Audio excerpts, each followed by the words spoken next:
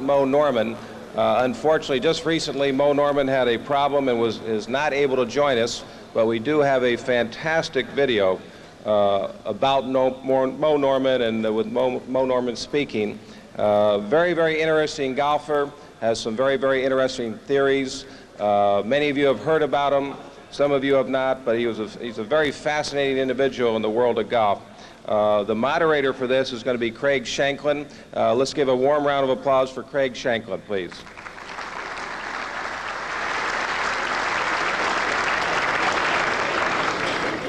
Good morning, everybody. What a fabulous thing this is, and especially for me because Norman von Knight is my godfather, and I haven't seen him since I was 7. So it's a very special week and occasion, and we love him very much.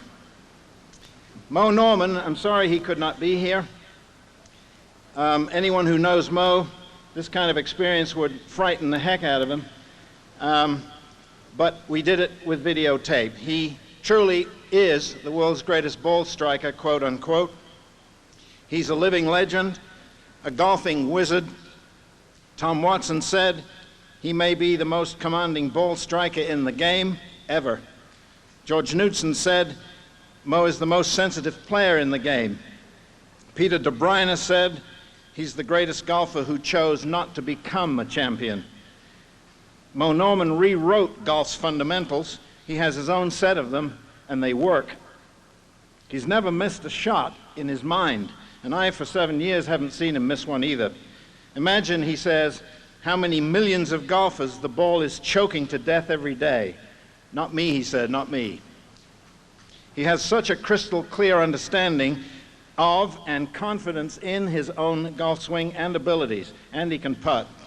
He shot 59 3 times, and once at the age of 62. Imagine that. When most people are trying to break 100, he broke 60. He beat you by 41. Golf, he says, is hitting an object to a defined area with the least amount of effort and alert attitude of indifference. Imagination plus vividness equals reality in your mind, he says. I'm sorry he chose not to be here, but he did graciously allow us to videotape him. And this videotape that you're going to see is the result of 5 hours of continual ball hitting, which at the age of 65 is remarkable.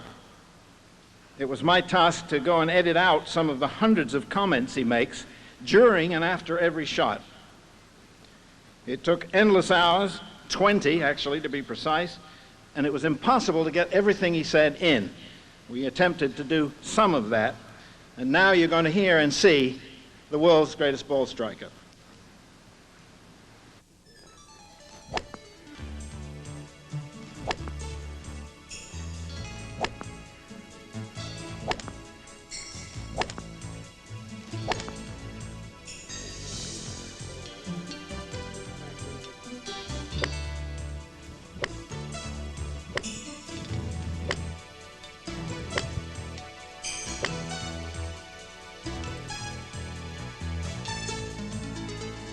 I keep everything so simple, and I get the same angle of attack on the ball every time.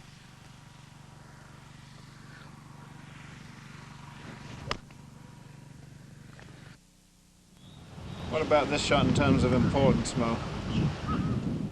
Well, this is the main, to me, this is the main club in the game. This is the one that takes the pressure off the putter. This is the guy that can turn bogeys, double bogeys into bogeys or bogeys into pars. If you can get down 2 from here to that sign, that's where you really save the strokes. And this is the only club that has variation. Every other club is one distance. A wedge is from 110 yards back to a 5-foot chip.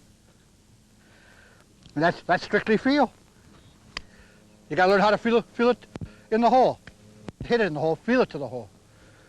This is what I do so well. I feel the ball. I feel it to the hole. My imagination, and then I do it.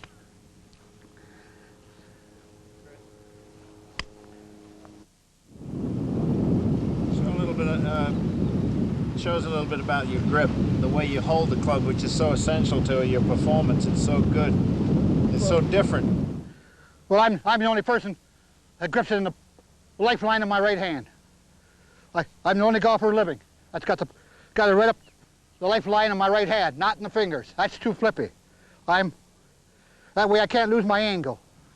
My arms are nothing, never twist. They're never twisting. It's pendulum. Just, the ball goes dead straight every time. Your left hand, what do you do with that now? We've got a two-handed grip, right? It's not a baseball grip, it's a two-handed grip, right? Sure, yeah. Mm-hmm. I'm the only person that plays with one straight line in golf. I'm the only golfer living. Where's that straight line from? Right there. Yeah. Keeping my fingers out of it, because I'm not in no fingers. I'm just palms, arms, and wrist. And the ball goes dead. Show the camera the angle of your right arm and hand, the angle of your right hand up your shoulder. Right. This is all wrong. I'm right there. Why is that all wrong, the one in the fingers? Too much room for error. Look, you can play a tune. Where's the tennis man? If you play tennis, where do you put it? In the palm of your hand. You don't put it in your fingers. Baseball batter, where does he put it? Doesn't put it in his fingers. It's in his palm, where the meat is. What's the most sensitive part to your body? The palm of your right hand. That's the most sensitive part to your body. What was this story circulating about one tournament you played in Canada where you teed off first with your wedge and then hit your driver? What is that? Is that a true story, Bob? Oh, yeah, I did that many times. Did you? Sure.